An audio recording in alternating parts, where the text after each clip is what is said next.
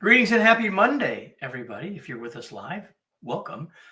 And that means it's Monday. If you're watching this later, I guess you probably don't care what time, when it is that I'm doing this. But I'm glad that you're here, whether it's live or whether it's later. Welcome to another episode of what will eventually be the Remarkable Leadership Podcast. If you are with us live, please start by saying hello, whichever social platform you're on. Go in the comments and just say hello and tell us where you're located. That would be fantastic. I do that for two reasons. One, I'm curious and I like to know where people are watching from. But secondly, I want you to get used to using those fingers during this conversation because I want you to think of this like a conversation. So imagine that you were joining my guest and I around a table and we're having a cup of coffee or whatever. And if you had a question, you would ask it. If you had a comment, you would share it. If you had an idea, you would offer it. Like you would just do that naturally if we were around a table. So I want you to imagine that we're around a table virtually. I'm not even at the same table as my guest. So your chance to be a part of this conversation is by typing in your questions and comments along the way. I'll include them as I can. And when you do that, you'll get more value from this because you'll be an active participant. And we all know that learning is an active process. And you'll be making this a better conversation, a better podcast for the future. So if you missed that, this will eventually be an episode of the Remarkable Leadership Podcast. You see it up over my shoulder. So what I'm going to do now that I've welcomed all of you to the video of this, I'm going to do the opening of what will eventually become the start of the podcast. So Marissa, this is for you in 3, 2, 1. Coaching and team development seem to exist in at least two realms, in sports and in business. Are they connected? And what can one learn from one to apply to the other? Our guest today has bridged that gap and has tremendous insights for us all. Welcome to another episode of the Remarkable Leadership Podcast, where we are helping leaders grow personally and professionally to lead more effectively and make a bigger difference for their teams, organizations, and the world. If you are listening to this podcast, in the future, you could be with us live on your favorite social media channel. You can find out when those episodes are taking place so you can join us and interact with us and really get this life-changing information sooner by joining either our Facebook or LinkedIn groups, two of the channels in which these are published or broadcast.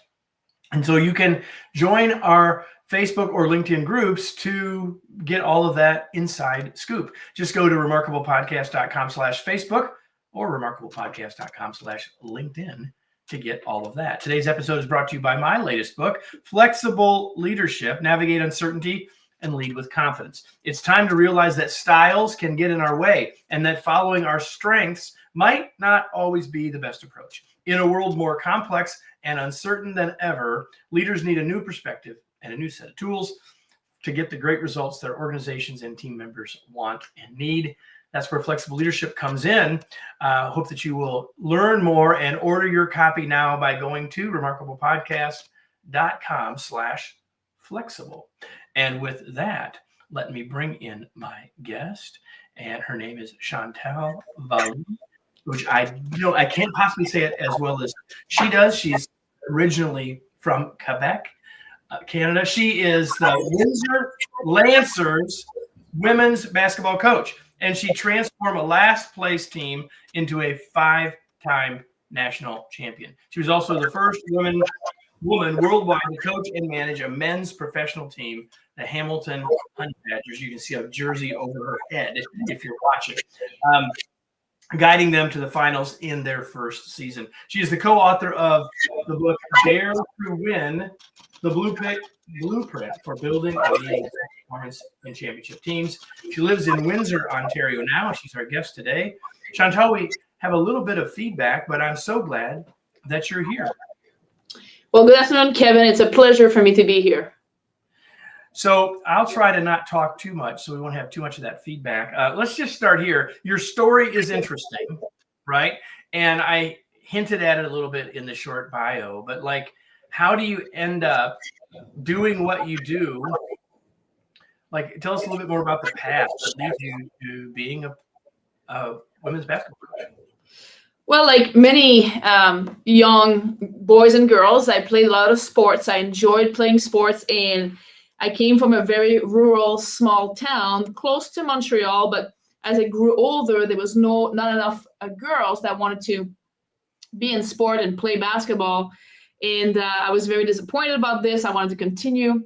And so what happened is that the city offered me to start some mini basketball teams and camps, which I said, okay, well, I guess if I can't play, I'm going to start coaching. And slowly, this is how I started to coach until this became my profession. And I've been a professional coach now for almost 20 seasons, 20 years. There you go. That's a great story in of itself. And some of you who are listening or watching know that I happen to be a basketball fan. It's come up on occasion. So I'm especially excited to have you here and for us to chat. What led, though, to a book? So, like, I hinted at this in the open. So let me just say a little bit about this. Like, so you're doing coaching, and then you go to McGill and study leadership at the master's level. So I'm sure that has something to do with the book. So, like, tell us a little bit about how you end up coming to writing the book.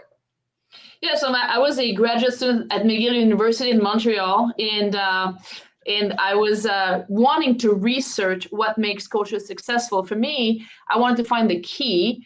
I wanted to get into coaching, and I didn't want to be mediocre. I didn't want to be bottom of the pack or middle of the pack. I wanted to win championships. So I'm thinking I've got 2 to 3 years in grad school to really try to figure out what makes the best leader successful. And we really focus with my supervisor, who's now the co-author of this book. We really focus on leadership at large. So we looked at business and military, healthcare, education, and all the leaders and how they are able to transform companies or organizations. And then for the research part of it, we really went specifically into coaches of team sports. And we look into the coaches and how they transform any team into a champion. And we really studied and researched them through a research project. We ended up finding 4 higher order categories of what those successful coaches do, which are also applicable, like you mentioned, Kevin, straight into business. And we were able to prove this, publish in terms of a peer review article. We actually wrote 2. And then I went and I became the basketball coach at the University of Windsor, a team that was last for several seasons. And they had only had 4 winning seasons in about 50 years. And I applied the research that I learned. So I literally just applied it over a period of 10 years. I recontacted back my master's supervisor and I said, Dr. Bloom, I think we should write a book. And he was just thinking the same thing. So what we did in the book is explain the theory so that everybody can pick it up and replicate it. But also it's filled with motivational stories throughout that make the book interesting and motivational, inspiring at the same time. So that's how we came about to write the book. So everybody, Chantal's not going to say this, but she's not only the co-author of the book, she's the star of the book, because a lot of the book is written from the perspective of the stories from all of the basketball stuff, building the teams and the challenges and all those sorts of things along the way. So we'll talk about some of those as we go. But I really want to get into some of what you learned and then applied, because I do think, so often as leaders in businesses who happen to be sports fans, we look at sports teams, we look at sports coaches, and we tell stories about that, but we don't really think about how we can cross apply the lessons. And you've lived that. So I want us to talk about some of those things. You talk very early in the book about 3 circles hooked together that talk about these 3 things. I'm going to put them on the screen: individual growth, organizational skills, and leaders' attributes. And so I'd like you to talk a little. All of us know those words, but tell us about what you mean in each of those subsets of your research: individual growth, organizational skills, leaders' attributes. Talk about those just a little bit. Yeah, so Kevin, at the end of it, when we had researched all the top coaches and what they had done to transform their organization, we had about 2,000 pages of notes and research notes and data that we had to go in there and analyze. And what we did is just kind of take the main, every single little topic that was addressed, we put label into these topics. And then we saw if we could group some topics and some labels together.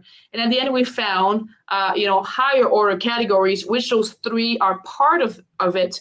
They say, these are kind of the 3 main areas of that summarizes what coaches, successful coaches, how they are better than others at doing.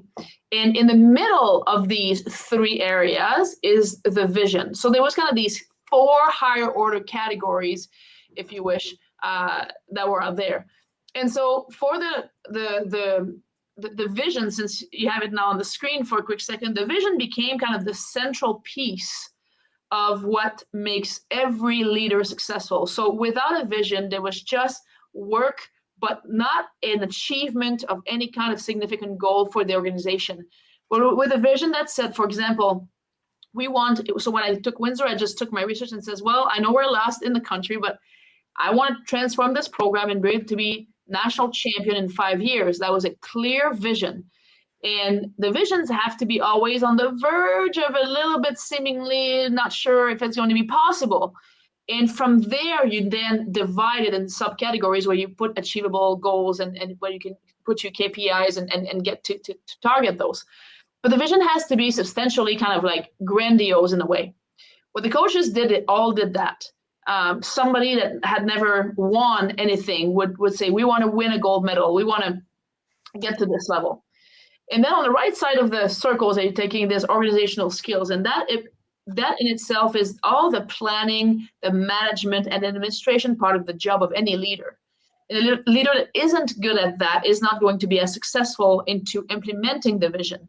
So it's really about learning to develop that side of each leaders as well. On the left side of the model, there's the individual growth, which the research showed that the leaders that really invest in their subordinates or coaches invest in the players for the sake of their individual growth and not for the sake of winning, find that they are more successful, and winning becomes a byproduct of this. And so there's a transformational process in the player or the subordinate that happens in that relationship and that search for help for individual growth that is very beneficial to the overall vision. And the last piece is the leader's attribute, which is that coaches tend to think, or leaders tend to think, that to be good at something, you have a skill that needs to be somewhat balanced, somewhat in the middle. So you can be tough or caring. You got to be a little bit of both in the middle. But the research shows that you have to be all of these. So not just balance, but you need to be able to go absolutely on the left side of the spectrum, absolutely on the right side of the spectrum, and choose the right moment to really embody that leadership trait when it's needed at the right time, which is very difficult to do. Everybody, she's talking about the core idea in my new book, Flexible Leadership, right there. It's not about either or, it's about both and. 100%, I agree with that. I want to go back to the organizational skills circle or chunk of the model. Would it be safe to say, and I'm not trying to change your words, but to clarify, would it be safe to say that most of what we think of as management skills fits into that one of the circles? Is that a fair thing to say? Yeah, so the management skill is interesting because I think there's been a long confusion with leadership where people confuse being a leader and being a manager. And they're two completely different things. And so you can have really good leaders that can inspire and say, we're going to do this, but they're terrible manager of people. They're terrible managers of their time. So there's some difference there to make. So in that particular circle, which is organizational skills, what we did at the time is really put in things that were more of organizational nature. We didn't really portray this as being managing people per se. So we talk about planning, administrative tasks, preparing a season. In terms of coaching, maybe the prioritization part of an athlete for peaking and things like that. So, achieving targets. This was that category. In terms of managing people, it would reflect a little bit more in the category of the individual growth and the leader's attribute, where now the soft skill of a person is clearly demonstrated through these two categories of that research. One of the things that I really liked about the book is, and it's early in the book, in the section where you're talking about vision, is your 5-year plan that you laid out for the Lancers when you joined them as coach, with a long history, as you just said, of not being very good, and a 5-year goal of being national champions. And so it's like a one-pager, at least it appears to be from looking at it in the book. And one of the things that you said was even as you were recruiting players, you were using that one pager, if you will, that plan, that long-term 5-year plan, as a part of your recruitment, or your recruitment strategy to select the people that you wanted to have join your team. Talk a little bit more about the idea of that 5-year plan, and then how you did in fact use it with your teams. Yeah, so when I envisioned winning a championship, I realized I didn't have at the moment the team capable of doing that. So we needed to go and recruit. Players were also graduating, so there was going to be a changeover in the players that we had. And so when you shop, so how we recruit is that, we identify the players and we do home visits. So when I showed up to the home visit, I would bring a binder and I would explain my vision. So I know we're not really good right now, but if you stick with us, if you decide to come play here in 5 years, here's where we're going to be, and here's going to be your experience. So I was using this as an inspirational tool, but also a show of there is a vision here. We're not just coming to try to be the best and go by the seat of our pants. We're intentional. We have an intention. We have a desire. We have emotions geared toward this, and application as well towards really transforming this program. So that was very useful, because some recruits and some parents would say, nah, this is never going to happen. And others were really intrigued, and slowly they would resonate with this vision. And now we knew we had a match to come play for us. And so when we actually established this too, and you mentioned, Kevin, it's important that it's not just we're going to be here in 5 years, but how we're going to be, where are we going to be in year 4, in year 3, in year 2, and in year 1.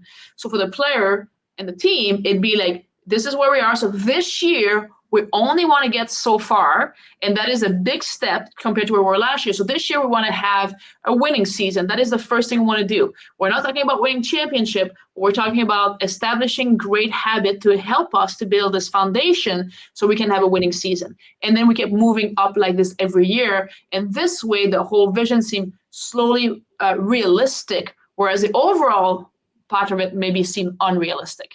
Yeah, that's one of the things that struck me about it, is that, you'd love to win a championship in 3 years, but really you say this is our process to get there in 5 years. And even though it's a very grandiose goal from the start, one that many people didn't really believe or buy into, when they started to see the stair steps along that way, I think it made a big difference. I think that for anyone who were to read this book, if all you got was that would be of great value, I would say. I want to, you've hinted at it, and I just hinted at it too. One of the things that you wrote that I agree with wholeheartedly, and I'd like you to talk a little bit more about, is this phrase, trust the process.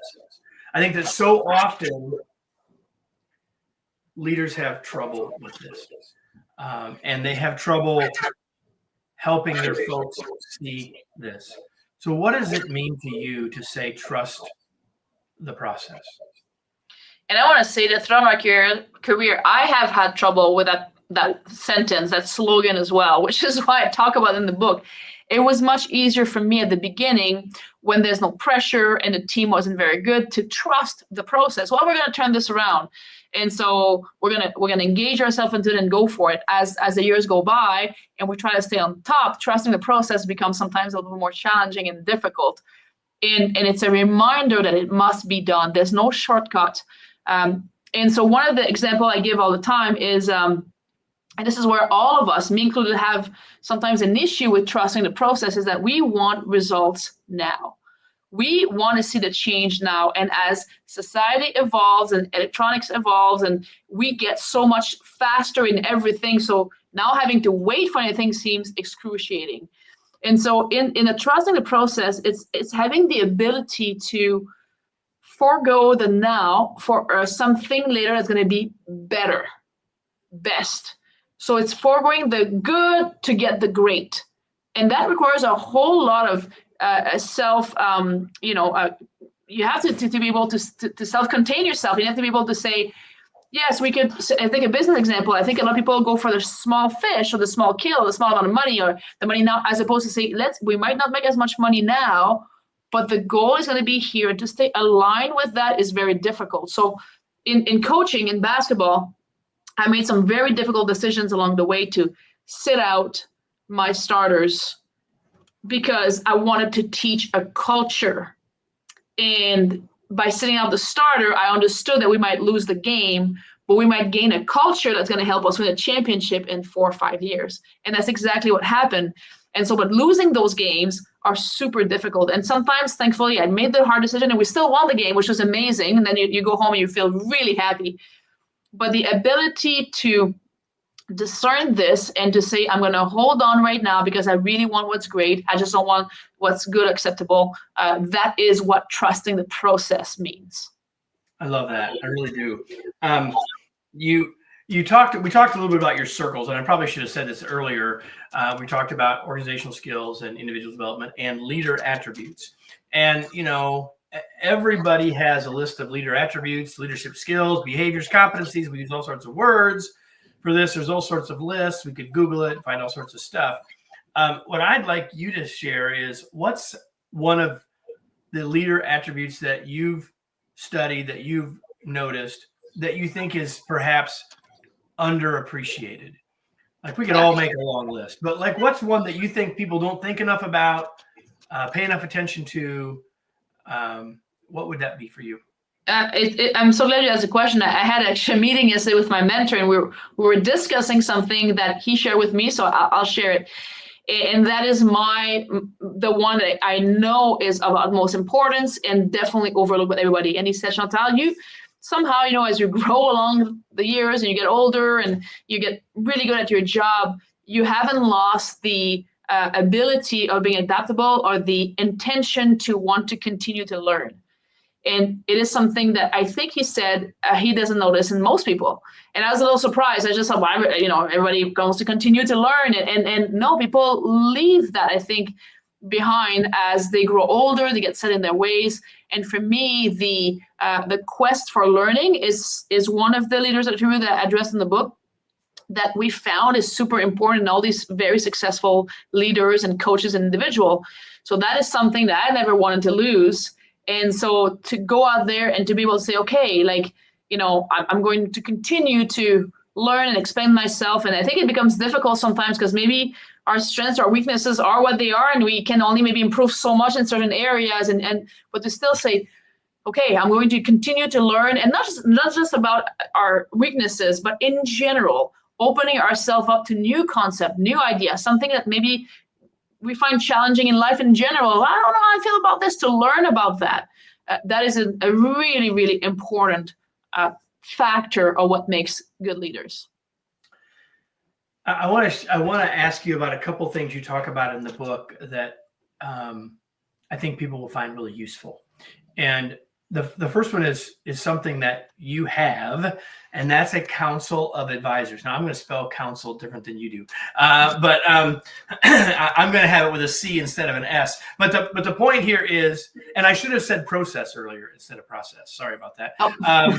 But you talk about having a council of advisors. You mentioned a mentor. You talk about mentors in the book. Yeah. But this is slightly different. And I think this is something that a lot of leaders in organizations, wherever you are, you're a frontline leader, you're a leader of leaders. You don't have to be a CEO for this idea to bear fruit for you. What do you mean, Chantal, by the idea of a council of advisors? So at the eve of winning our first national championship, we're sitting in a room, and I've got my regular assistant coaches with me, which have been along all of them unbelievable people. And I also had my mentor. I had somebody that helped us with stats. I had somebody that helped me with the offense. And those were gentlemen that, I just receive advice every week throughout the season that maybe my coaches didn't really know about, but I had invited them to be part of it. So as we have this round table, I invited them to sit at a table, and here I am with about 9 or 10 different individuals, and my mentor is just watching from afar. And for me, I'm listening to everybody's feedback, my assistant coaches, but also this one a gentleman that knows nothing about sport, is not an athlete, never coached, but looks through data and stats and analytics. I listened to this one gentleman that helped me figure out our offense better. And I'm making decisions in my head based on the feedback. And when I leave the room, first I could tell that some assistant coaches were a little uneasy because usually it's just a smaller group of us. And now suddenly I had brought more people to the table, and that was uneasy for them. But for me, that was very important because I always say, there is no room, there is no ego. We need to be able to make the best decision for the best of the team, the best of the program, the best of the organization. And I'm the person in charge. I'm the directly responsible individual to make that decision. So I need that feedback. And my mentor, we were walking back to the hotel, and he said, wow, boy, I don't know how your assistant coach feels about this. And I said, it's okay. It's we as a group need to win. And he says, I've rarely seen somebody sitting with so many people, and you handled it very well. And he was very complimentary about this. But that's where the council of advisor come from.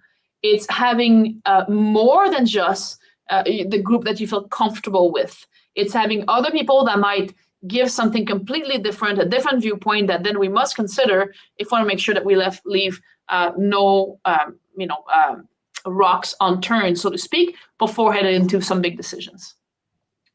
I love that. I think all of us can think about having that group of people and you being conscious about choosing them and what role they bring to and what perspective that they bring. What I heard you say, and of course I read in the book as well, is that each of those people brought a different perspective and perhaps helped you see something that you might not have otherwise have seen.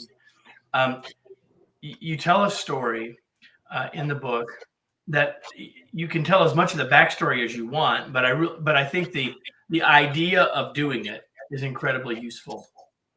And it's the story is about putting our burdens at the foot of the hill. Mm.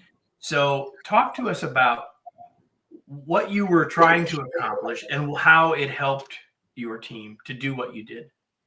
Yeah, we had lost a game to qualify for the second national championship, and we were only very fortunate that year that there was a behind tournament. We could go to another tournament to try to win the tournament to go back to the national, which was a format that wasn't used before. So, and I felt that, as a potentially repeating national champion, there was a lot of stress on the players, and on me too. I mean, we had never repeated, and we wanted to do it 2 years in a row. And basically what I did with them is I brought them at the foot of a hill in Windsor, and I had them carry some weights in their arms. And, we talked about how we felt about, having just lost that game. And Kevin, if you remember the book, we lost that. We were ranked number 1 in the country, and we lost that game from 49 points, by 49 points, which is like unheard of, and it was unheard of in my career. And I thought, oh my goodness, and we were slaughtered. It was ironic to replay that same team in that play-in tournament. So that team had wanted to host it because they never thought they were going to beat us. So they wanted to get the back door, and they sent us into the back door. Anyway, we had 3 days to refocus, and it wasn't that much strategy. There was maybe a small adjustment on our ability to attack with contact, but apart from that, it was all in our head. It was all in our emotion. And I had identified that. And so I brought them to the bottom of the hill. And so now here they are back with their weights. And I tell them to start going up the hill. And one player looks at me defiantly and she says, how many times, coach? And I said, 49, to replicate the point. And that sounds crazy. And I wanted to make sure everybody knows that we didn't do it.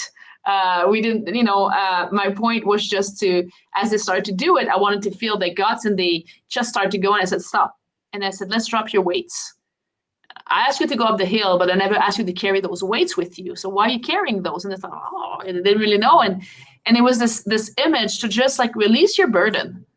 If you want to achieve a goal and you want to climb, you want to peak, you got to release all the burdens that come with this. You got to release the idea that there's so much pressure, you're just never going to get there. And in this easy way, we just went up this small hill one time.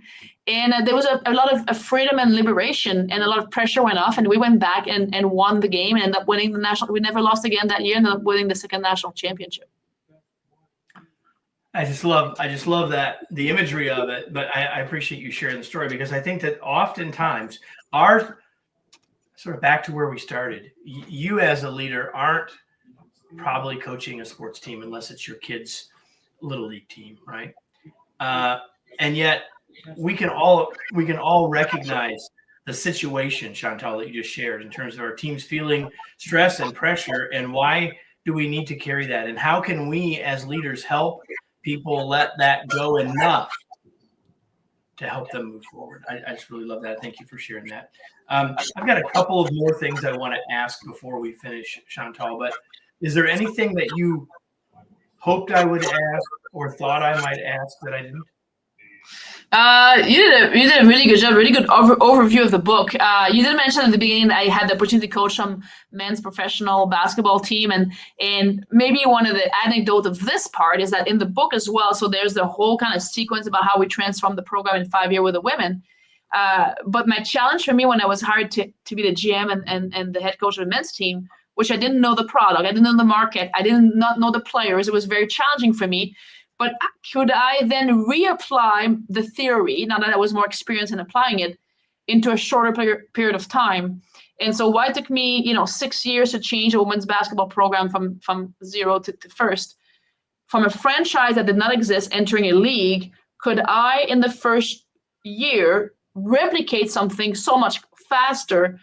And we had 6 months to sign the players, do the draft, build a good team, hire the staff, even help with preparing the uniforms, like what the uniform is going to look like.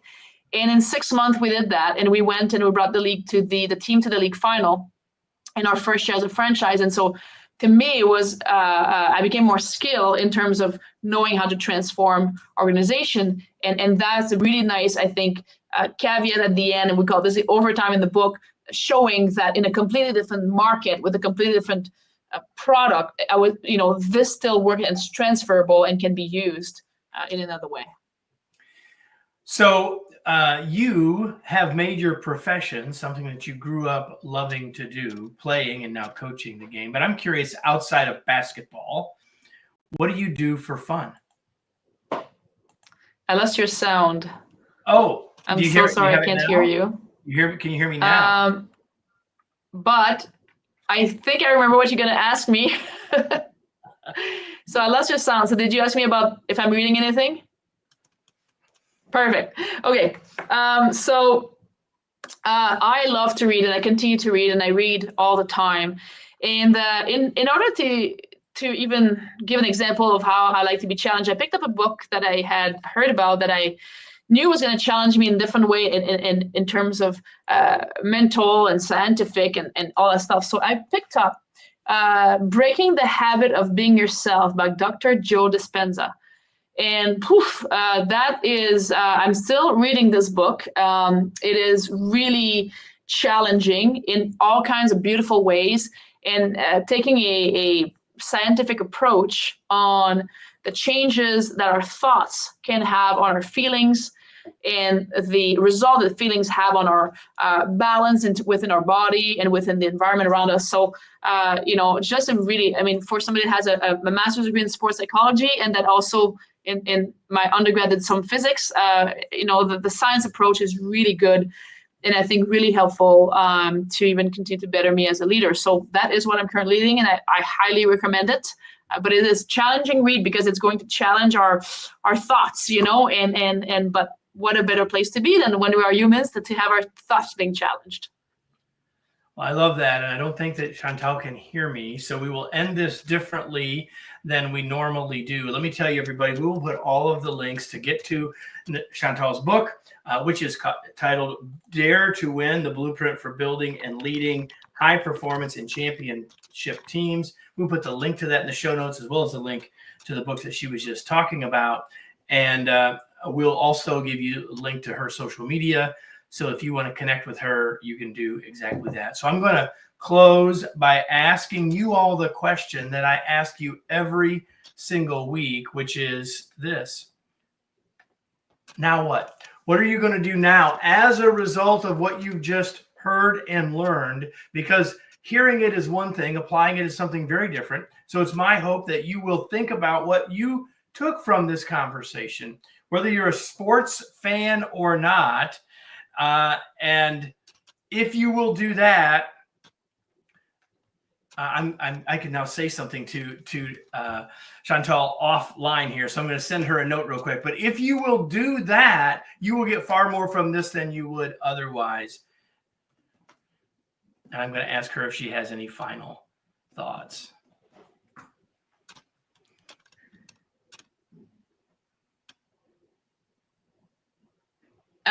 Thank you so much, Kevin, for really having me on the show. It's always such a pleasure to discuss with somebody that is as knowledgeable as you on leadership and that has also taken the time to read the book. I really appreciate that, and wish everybody that listened all the best. All right. So all the best from both of us to all of you. It has been a pleasure to have you. If you enjoyed this episode, make sure you're subscribed wherever you're watched or listened so you don't miss any future episodes, including next week when we'll be back with another episode of the Remarkable Leadership Podcast. Thanks, everybody.